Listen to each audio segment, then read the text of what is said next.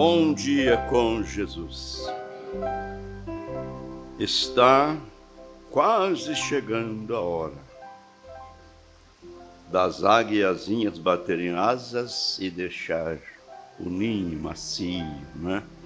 Mas vamos para um lugar muito mais macio ainda. No livro de Números, nós vamos fazer a leitura no capítulo 20, onde o nosso profeta fez a leitura para nos falar sobre Israel e a igreja na terceira parte. Se alguém não tem essa terceira parte, por favor, levante sua mão que o irmão vai pegar para você no carro. Todos têm? Que bom. Cumprimentamos nossos irmãos que estão conosco através da internet. E quero vos dizer que estou muito preocupado com o meu grupo, né? E se eu disser alguma coisa aqui, eu não quero que fique truncado. Vocês leiam nas entrelinhas e vejam o que Deus quer te falar. Combinado? Combinado, sim ou não? Muito bem. Então vamos ler Número, capítulo 20, começando com o versículo 7.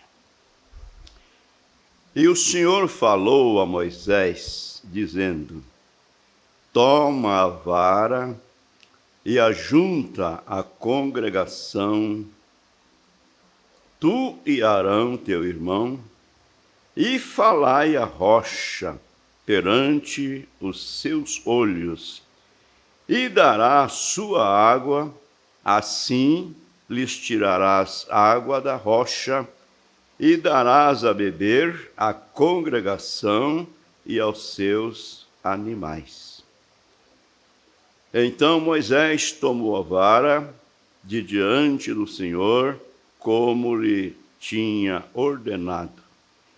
E Moisés e Arão reuniram a congregação diante da rocha e disse-lhes: ouvi agora, rebeldes, porventura tiraremos água desta rocha para vós? Então Moisés levantou a sua mão e feriu a rocha 2 vezes com a sua vara, e saíram muitas águas, e bebeu a congregação e os seus animais. Amém. Grande Deus, Senhor é o mesmo ontem, hoje e eternamente. O Senhor não mudou e jamais mudará. Foi o Senhor que usou teu servo, o profeta, o Elias, prometido em sua palavra, para nos falar sobre este tema, fazendo uma comparação de Israel com a sua igreja neotestamentária. Então pedimos, ó Pai, fale conosco nesta manhã, pois o Senhor conhece as nossas necessidades e pode nos ajudar. Oramos no nome de Jesus, teu Filho amado. Amém. Assentai-vos. Ore por nós, estou meio rouco, a voz meio embargada. Nós paramos aqui no parágrafo 41, no dia 2, próximo passado, no dia 4. Tivemos lá em Ubiratã. Parece que ainda estou sentindo um gostinho, né, daquela festa. E no dia 4, né, tivemos na Ubiratã. Dia 2 tivemos na escola aqui. E hoje é dia 9, nós vamos continuar então meditando nesta mensagem. Agora, se voltamos aqui, fazendo um refrise, aqui no parágrafo 39, nós vemos o que Deus fez com Abraão e Sara.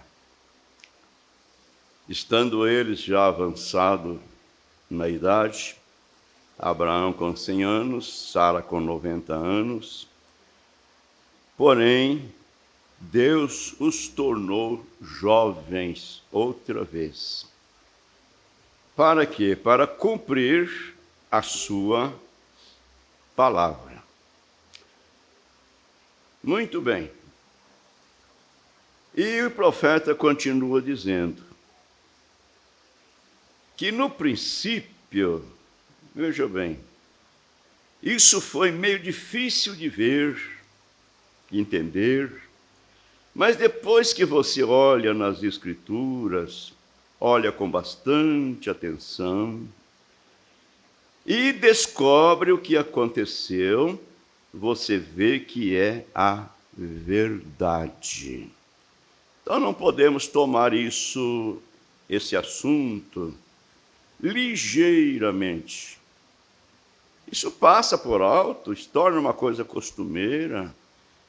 Abraão e Sara eram velhos, porém Deus os transformou em jovens e fica por isso mesmo. Então precisamos dar um lugarzinho para Deus, não é? O profeta diz, depois que você olha para as Escrituras e olha com bastante atenção e descobre o que aconteceu e você vê que é a verdade. Agora, o que Deus estava fazendo? Confirmando sua palavra. Que um dia nós que ficamos velhos, grisalhos, enrugados, um dia voltaremos a ser jovens outra vez. Um homem e uma mulher jovem outra vez. Amém. Deus nos deu a vida. E não foi para viver apenas 80, 90 anos aqui, não. Foi para vivermos eternamente. Por isso é que o ser humano tem medo da morte, não é? O homem não foi feito para morrer, foi feito para viver. Então ele está mostrando para nós que Deus nos deu a vida. E chegamos à maturidade, à velhice. A morte chega e nos leva embora. Mas tudo que a morte pode fazer é levar-nos embora. Terminou? Acabou? Não. Jesus Cristo provou isso para nós, sendo Ele as primícias dos que dormem. Ele morreu, foi sepultado, mas ressuscitou, trazendo para nós a evidência de que a sepultura não é o fim. Então veja, tudo que a morte pode fazer é nos levar embora. Então está acabado. Então toda a velha dúvida e tudo, é como a vida do homem ali tem acabado. E então não resta nada além da perfeição. Amém. Digamos assim, que a morte é como que Deus estivesse quebrando os velhos vasos, amassando o barro de novo e fazendo um vaso novo. Aleluia. O que Deus quer com a ressurreição? Ele quer nos levar à perfeição. Vamos ler. O que este corpo era quando estávamos em perfeição? O que Deus pretende com a ressurreição? Perfeição. Amém. Oh, quando penso nisto, meu coração simplesmente se agita. Não é apenas um sonho mítico. Isto é assim, diz o Senhor. Amém. Deixa isso descer aí no profundo do seu coração. Assim diz o Senhor. Passarão céus e a terra, mas suas palavras não hão de passar. Deus assim o disse. Então eu basearei minha vida nisso. E você deve basear sua vida também nisso. Saber que você vive eternamente. Talvez a gente pode ir para a sepultura e passar lá, quem sabe, mais 1000 anos. Mas não importa.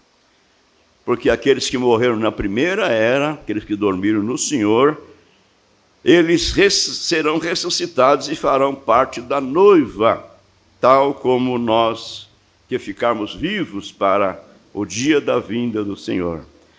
Então, o irmão Branham está dizendo, eu basearei a minha vida nisso. Sim, Senhor. Deus assim o disse. Deus falou assim, e isso está estabelecido para sempre. Amém. Está estabelecido no céu. E se um pedacinho do céu está em nosso coração, isso deve estabelecer-se ali. Isso é tudo. Isso é eternidade. Isso simplesmente torna tudo certo. Deus, tu disseste isso e eu creio. E isso é tudo. Isso é o suficiente. Amém. No parágrafo 41, ainda fazendo um refrise, profeta de Deus nos diz, irmãos, nós, todo mundo cristão, estamos esperando pela vinda do Senhor e o arrebatamento da igreja. É o próximo passo da igreja. E é a única coisa que resta de esperança. É a vinda do Senhor Jesus para nos arrebatar. Deixa eu voltar aqui. Eu acredito que há um grande chamado surgindo. Ele toma as palavras de Davi, o salmista. Ele disse, eu creio como Davi disse. Ele ficou lá e esperou até que ele ouviu e esperou. Depois de um tempo, ele ouviu um vento forte passando pelas folhas da amoreira, se movendo ao redor. E ele sabia que Deus estava indo adiante dele. Tenho que voltar aqui porque eu pulei aqui a linha que traz a coisa mais principal para nós. Veja, todo mundo cristão estamos esperando a vinda do Senhor e o arrebatamento da igreja. Todos têm algum conhecimento da palavra. Todos que têm algum conhecimento da palavra sabem que Jesus voltará. Agora, bem, se não podemos ter fé suficiente para a cura divina, como teremos uma fé de arrebatamento? O profeta estava preocupado com isto. E todos nós devemos nos preocupar. Agora, eu acho que o que nos impede, o que nos estorva, é a facilidade que temos hoje. Uma facilidade com a medicina, uma facilidade franca, não é isso? Não é preciso esperar a cura vir de Deus. Corre, toma umas gotinhas e, se não melhora, vai ao médico, pega a receita e vai na farmácia, e avia a receita e vai para casa e toma o remédio, melhora uma coisa e piora a outra, e nem sequer oramos pelo medicamento, é verdade? Então isso estorva a sua fé, isso estorva a minha, isso estorva a nossa fé. Não exercitamos a nossa fé para a cura divina, Agora, como vamos exercitarmos a nossa fé para o rapto, para o arrebatamento? Então aí é quando ele diz assim, eu acho que há um grande chamado surgindo. Eu acredito que, como Davi disse, ficou lá e esperou até que ouviu, esperou, depois de um tempo ele ouviu um vento forte passando pelas folhas da amoreira, se movendo ao redor.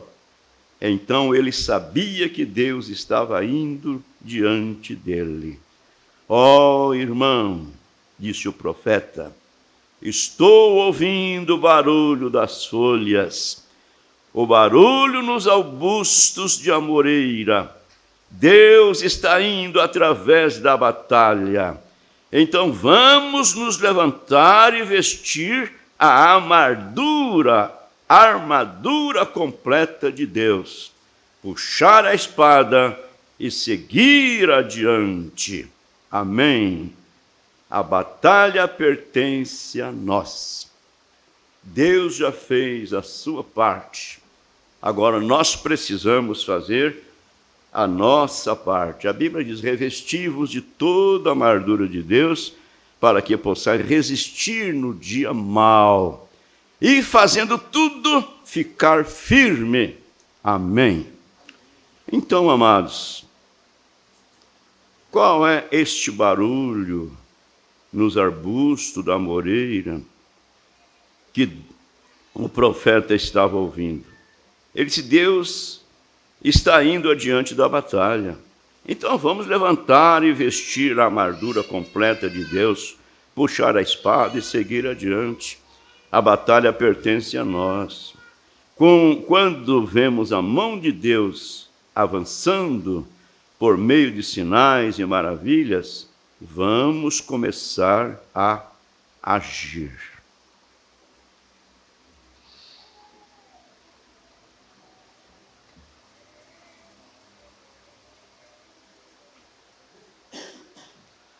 No parágrafo 42,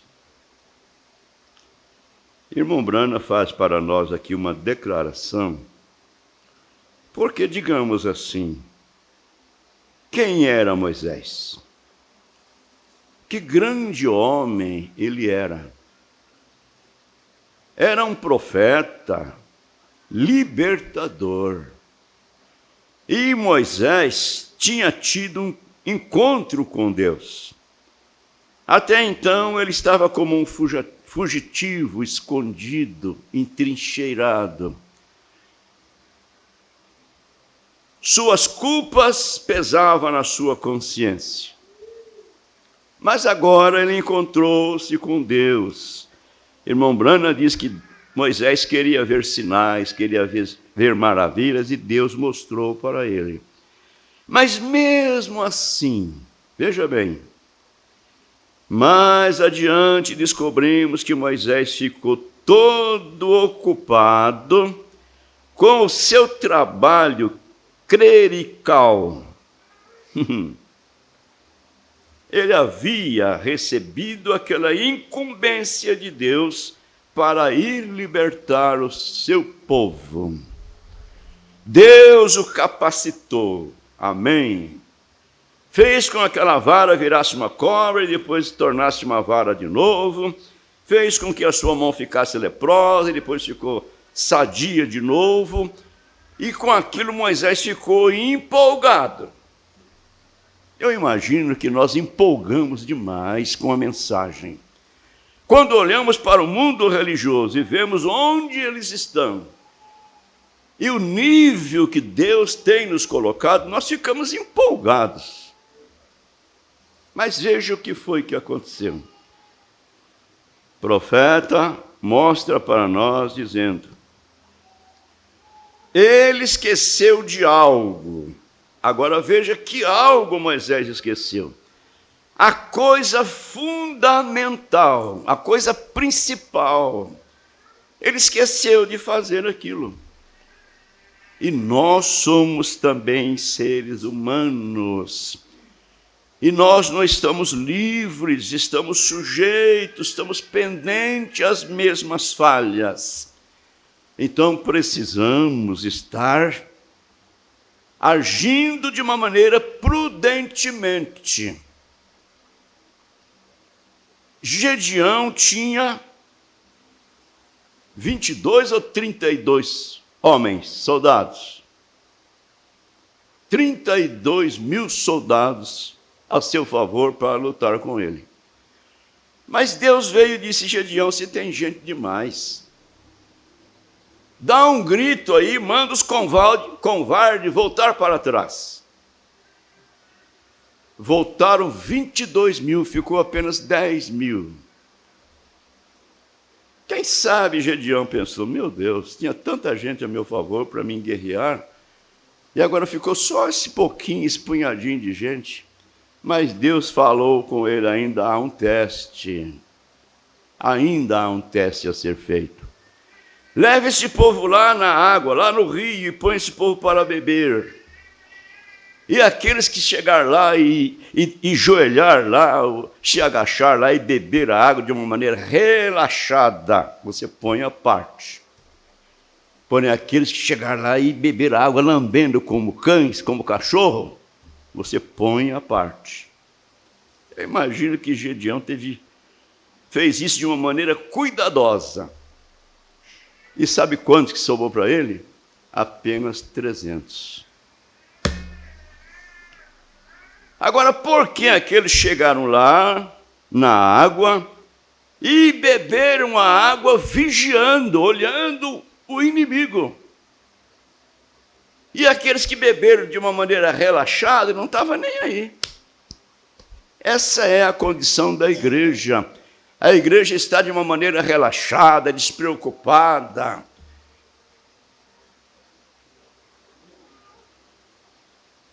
O profeta diz que há duas forças que governam este mundo, dois poderes. Um poder é o poder de Deus e o outro é o poder de Satanás, o qual tem o poder de Deus pervertido. Mas ele está aí. Ele existe. Ou a sua fé paralisa a glória do mundo, ou a glória do mundo vai paralisar a sua fé. Agora lembre-se que isso se trata de vida eterna. Se trata de escapar da grande tribulação. Se trata de fazer parte na primeira ressurreição e ser arrebatado com Jesus. Então não é pouca coisa, não.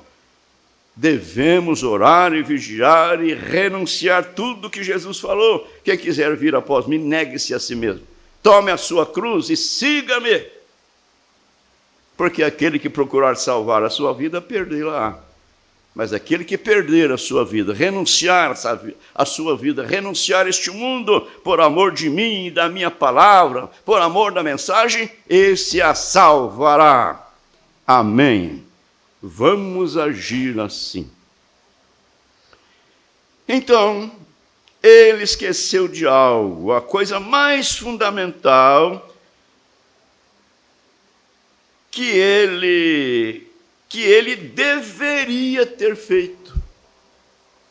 Vamos lembrar que o profeta diz que não são as grandes coisas que fazemos, mas são as pequeninas que omitimos, que deixamos de lado, sem praticar. Ele esqueceu o que ele deveria ter feito, ele esqueceu. Ele estava levando bem na véspera da libertação. Nós estamos na véspera do arrebatamento, porque não sabemos o dia e nem a hora. Não é isso? E parece que, sabe de uma coisa? Jesus não está voltando agora, não. Jesus não vai vir agora, não. Isso aí vai demorar ainda, muito tempo. Né? Não trate de encher a sua lamparina de azeite.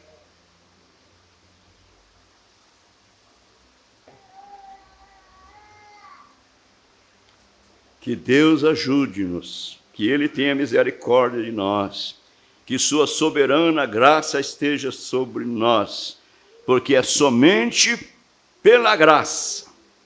Meu Deus, ele estava levando, bem na véspera da libertação, ele estava levando o seu filho para o Egito incircunciso.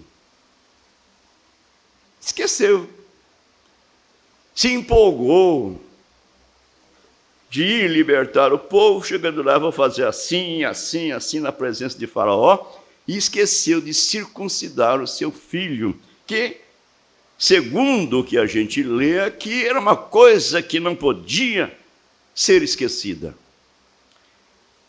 Então ele estava levando o seu filho para o Egito incircunciso, e Zípora, a esposa de Moisés, veja, e Zípora, reticência, Deus o teria matado na estalagem, mas Zípora circuncidou a criança.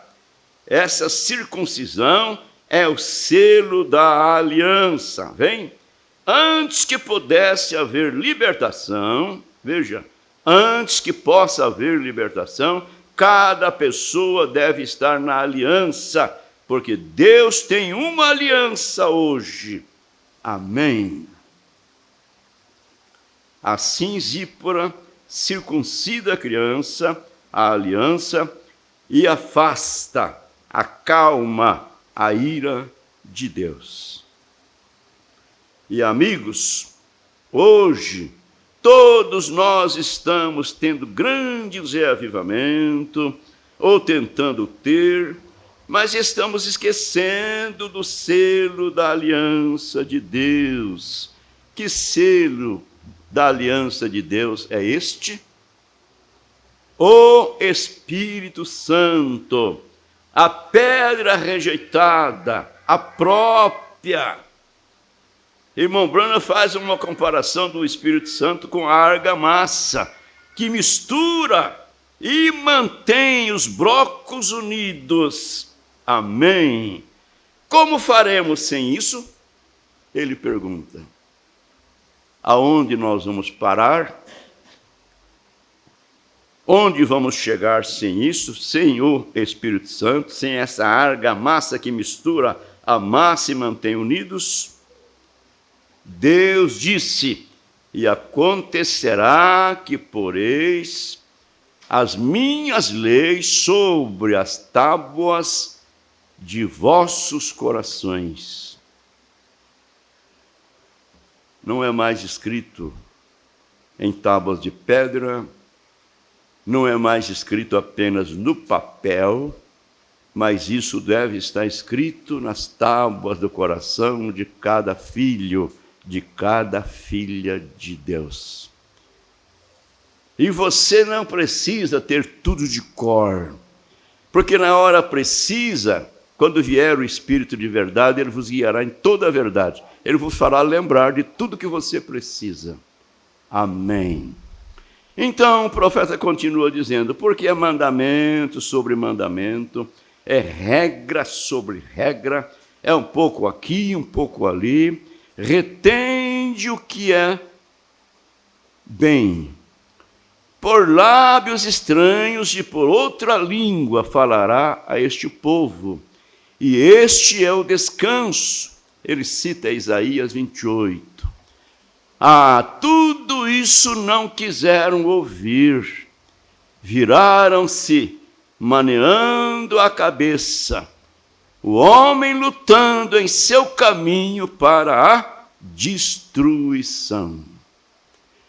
E então descobrimos que depois que a ira de Deus foi desviada, eles estavam no Egito agora para libertar os filhos de Israel. Eu acho que este é um capítulo lindo, disse o profeta. Devo ter apenas parte dele de qualquer forma, se não conseguirmos todo ele. O capítulo 12. Vamos começar agora em Êxodo 12, lendo e apressando-me. Tentarei não cansá-los, porque ainda temos muito tempo pela frente. Aí ele começa a ler Êxodo capítulo 12. E o Senhor falou a Moisés e Arão. Vamos esperar só um momento para que tenham certeza de que entendem a leitura da Escritura. Pois se perderem tipos tão belos, eu amo isso, disse o profeta. Agora aqui está o sacrifício do qual falaremos agora. Agora eles tiveram pragas após pragas. Deus realizou todos os tipos de milagres e sinais. Oh, como eu gostaria de expor isso por um pouco. Deus, bem na véspera da libertação, começou a mostrar sinais, maravilhas e milagres. Veja, Deus é sempre um tempo presente. Ele disse a Moisés: eu sou. Não eu era ou eu serei. Eu sou agora, tempo presente. Ele é o mesmo eu sou esta noite. Não eu era lá no passado. Eu sou. O anjo da aliança ainda é o mesmo ontem, hoje e eternamente. O mesmo anjo. Observe agora, aqui está o último. Eles tinham pragas, moscas, úlceras, e eu quero que você perceba, eles tinham imitadores, Janes, melhor dizendo, Jambres e Janes, tentando resistir a eles. Fizeram as mesmas coisas que eles estavam fazendo. James e Jambres fizeram a mesma coisa que Moisés e Arão estavam fazendo. Difícil, né?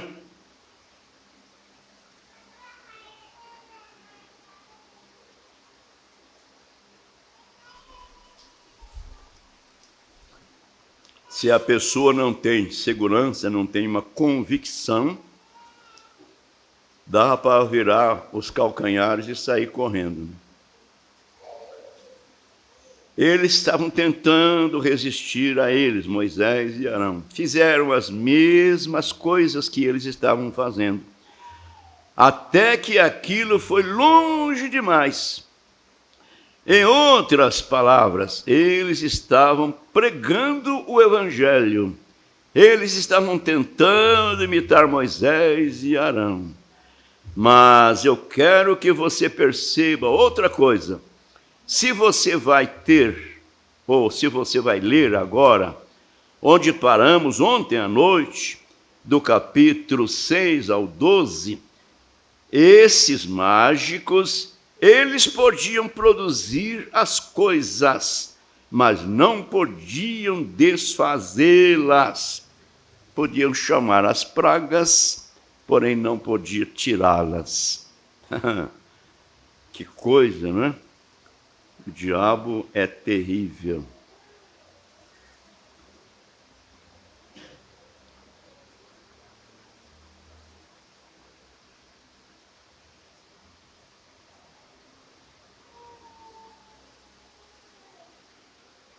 Meu Deus. Quem era aquele sujeito outro dia tentando falsificar a Bíblia e dizendo: o diabo pode realizar milagres de cura, também, em outras palavras. Isso está errado. A pessoa estava tentando testificar pela Bíblia que o diabo também tem poder para curar. Mas o profeta disse: isso está errado. Porque Deus disse: eu sou o Senhor, teu Deus, que sara todas as suas enfermidades. E Jesus disse: se uma casa estiver dividida contra si mesma, se Satanás expulsa Satanás, então o seu reino está dividido. Não subestimem o diabo. Meu Deus. Não subestimem o diabo. Isso mesmo. Ele é esperto demais para isso. Satanás não vai expulsar Satanás. Ele só te confundiu, só isso. Não, senhor, Satanás não pode expulsar Satanás. Jesus falou que uma casa subdividida, uma casa dividida não pode subsistir.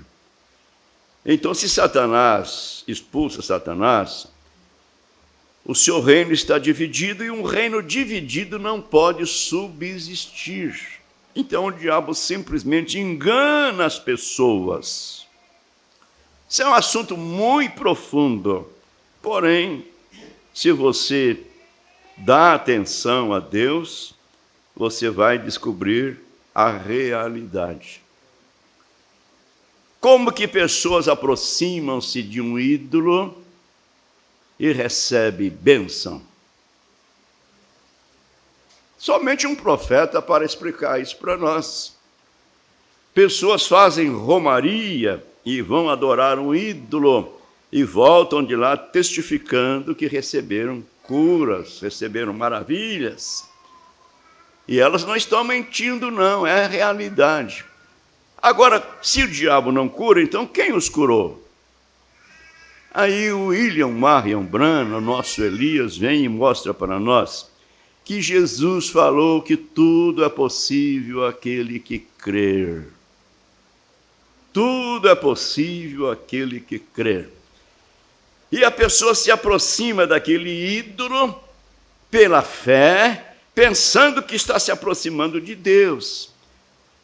E Deus os cura.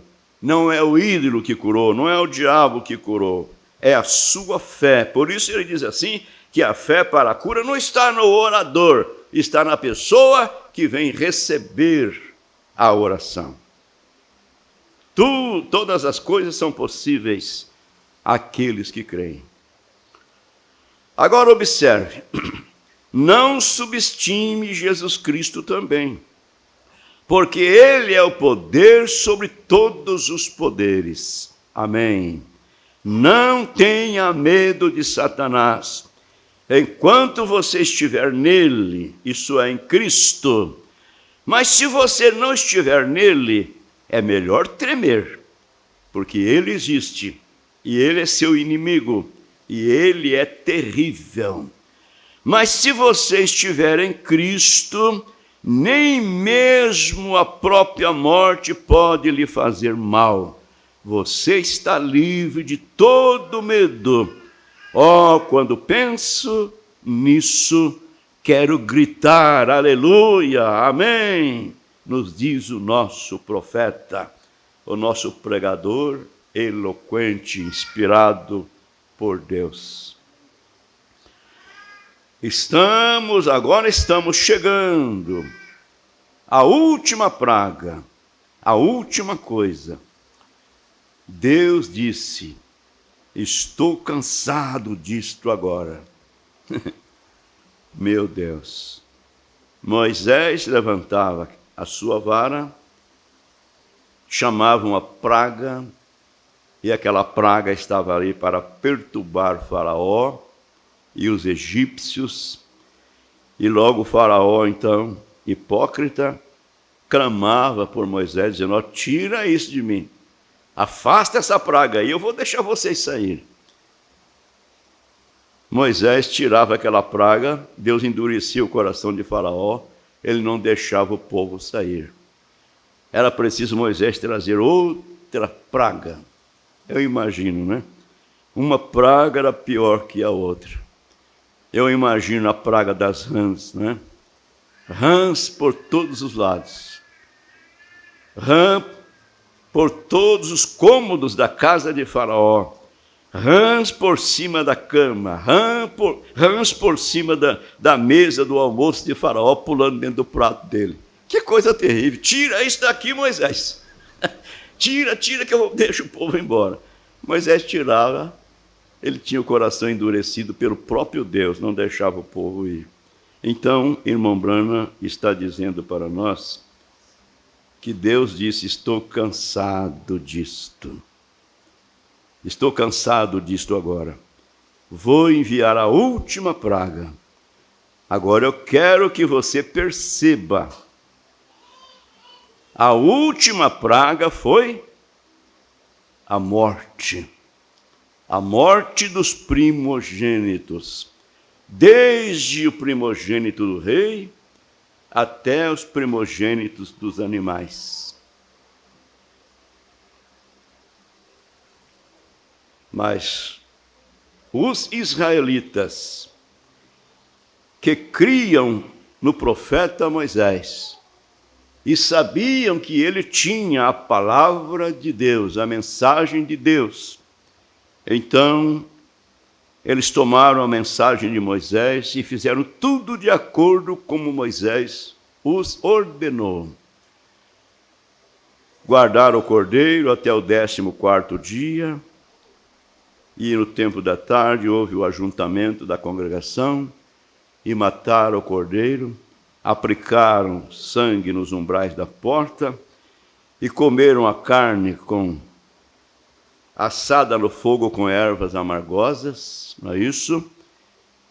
E aquele sangue seria um sinal para Deus, que aquela casa era uma casa consagrada ao Senhor, era uma casa dedicada a Deus, e lá estava o sinal, lá estava o sangue. E o anjo negro da morte passou sobre o Egito naquela noite, e nas casas onde estava o sangue, eles passavam direto. Onde não havia sangue, o anjo entrava e matava o primogênito. Irmãos, não é história para vender livros, isso é assim diz o Senhor. É um fato, é uma realidade. Eu imagino que desespero, hein? Eu imagino que até mesmo muitos israelitas se desesperaram naquela noite, ao ver o medo dos seus filhos primogênitos, dizendo: papai, papai, você está escutando os gritos na casa do vizinho ali? O senhor está lembrado que é o primogênito que está morrendo ali? E eu sou o teu primogênito, papai. Mas o pai tinha que ter segurança, podia dizer: filho, descansa, vai dormir, fique em paz. Temos feito tudo como o profeta de Deus nos ordenou. Matamos o cordeiro, aplicamos o sangue ali, e Deus disse: nas casas em que estiverdes, vendo eu o sangue, passarei por cima de vós, e não haverá entre vós praga de mortandade. Era bem mais fácil matar o cordeiro, passar o sangue nos umbrais e nas vergas das portas e ficar do lado de dentro da porta. Era bem mais fácil do que expor hoje o Espírito Santo na casa, que é o único sinal que Deus requer. Como o profeta disse: sem essa argamassa, como vamos fazer? Se é essa argamassa que une as peças.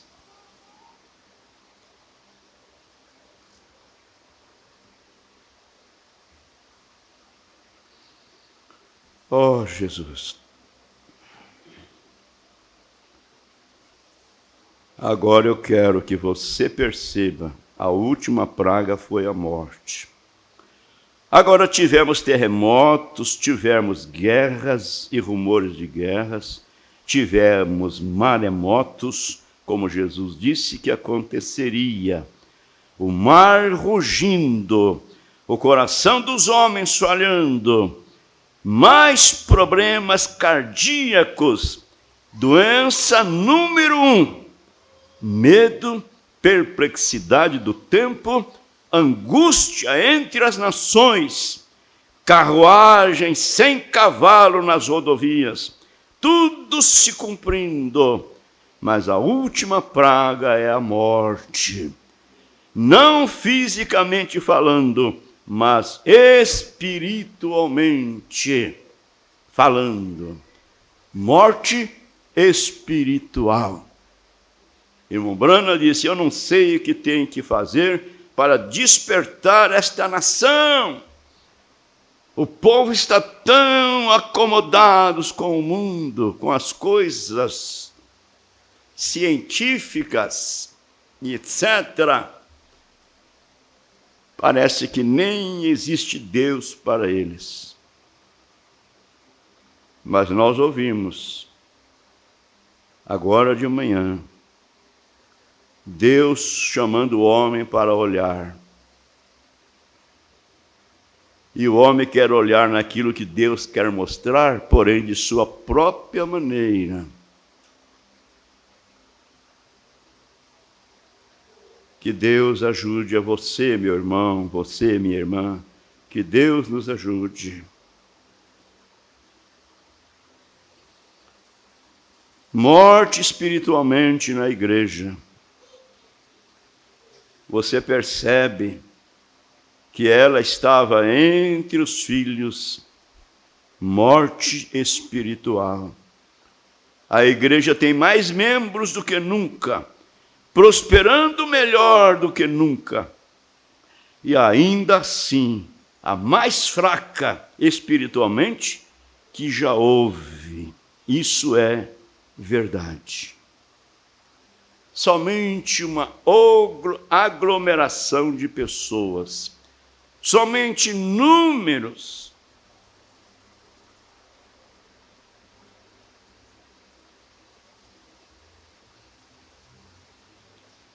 mas Paulo disse: nisto está o selo de Deus. Ele conhece aqueles que são seus. Amém. Deus conhece aqueles que são seus. Morte espiritualmente na igreja. Você percebe que ela estava entre os filhos, morte espiritual. Deu para entender? Dá para ler aí nas entrelinhas? Foi morte que matou os filhos primogênitos lá no Egito. Ela estava entre os filhos, morte espiritual agora também. A igreja tem mais membros do que nunca, prosperando melhor do que nunca. E ainda assim é a mais fraca espiritualmente que já houve. Isso é verdade. É exatamente como era no Egito. Agora, observe a última coisa. Mas antes, amém, disse o profeta, antes de Deus deixar a morte espiritual descer, Ele faz um caminho de escape. Aleluia! Esse caminho de escape é esta mensagem, é a restauração da palavra. Nós estamos no caminho, entramos pela válvula de escape. Não tenhas medo, tenhas fé em Deus, tenha confiança que naquilo que é verdadeiro nós estamos, porque Jesus Cristo não é nenhuma segunda pessoa, Ele é Emanuel, Deus feito carne. Deus se revestiu de humanidade para tornar-se o nosso parente e pagar o preço dos nossos pecados lá na cruz, no Calvário. Amém. Antes de Deus deixar a morte espiritual descer, Ele fez um caminho de escape para aqueles que queriam. E você queria, eu queria, nós queríamos. Nós estávamos lá, tal como a águiazinha, que para não morrer de fome, de vez em quando comia uma minhoquinha daquela, que a galinha encontrava lá no fundo do quintal, né, ciscando lá. Quando encontrava uma minhoquinha, fazia aquele pentecoste. Croque, croque, croque. Então a águiazinha ia e comia uma minhoquinha daquela para não morrer de fome. Mas ela estava desejando algo mais. Ela estava desejando carne fresca. Ela não estava satisfeita com todo aquele movimento pentecostal, porém sem vida vivida. Então nós queríamos, né? Nós queríamos escapar e Deus proveu um caminho. Aleluia. Oh, como eu amo isso, disse o irmão Brana. Como eu amo isso, Deus fazendo um caminho de escape para aqueles que desejavam andar nele. Aleluia.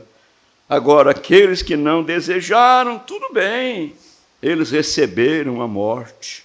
Misericórdia. Amados, que o Espírito Santo ajude-nos a guardarmos estas coisas no nosso coração.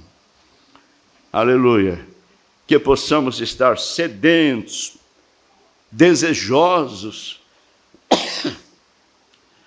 em colocar essas grandes verdades em prática na nossa vida, viver mais para Deus. E o profeta diz na mensagem do sinal, não vá você atribuir menos a Deus e pensar que Ele te leve ao céu um dia com toda a sua incredulidade. Deu para entender?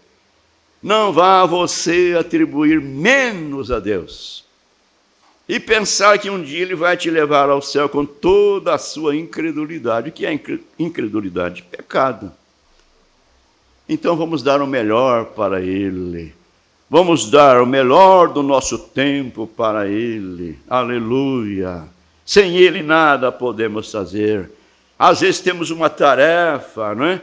Uma tarefa, como se diz aí, braçal, não é?